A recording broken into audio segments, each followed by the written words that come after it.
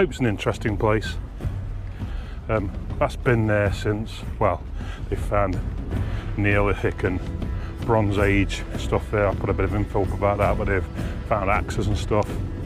I think Hope means place in the ended valley, so like, you know, a closed valley, I think. It's had various names, Hop and Hope and all sorts.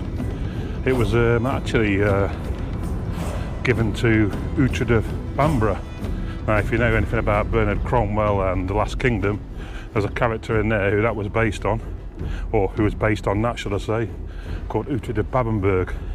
But yeah, Uhtred of Bamborough pretty much ruled Northumbria, from what I can recall, and he was given that, and it was also reaffirmed by Aethelstan, who was the sort of recognised by most historians as the first King of England.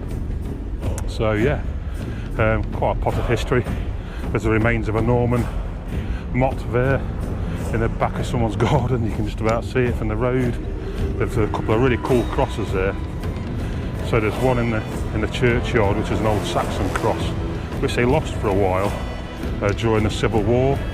I think people hid it to protect it, and that was found when they were renovating an old schoolhouse, and they put it in the churchyard. There's also the Eccles cross, which is an old Waymarker cross up on Eccles Lane. That's in there too. So yeah, some really cool history there. There's an old pinfold there. They used to have what was called a Harding fair there years ago, which was where labourers and whatever would come to a fair in order to get hired for work. Latterly, the lead mining, obviously in Pindale, there's the remains of the old lead mine there. You've still got the pump house there. I've shown that on plenty of my walks. I'll put a couple of pictures up. And then lately, obviously, the infamous or famous, it's a bit Marmite for some people, is the old cement works, which has been there since 1929 and produces about 25% of the UK's cement. But yeah, it's a nice little place, Hope. Lovely little church with a rather obscene gargoyle. Again, I'll find a picture of that, but he's up to no good. I won't go into too much detail, but he's on his own and pleasuring himself. But apparently the local school kids used to find that really good and funny.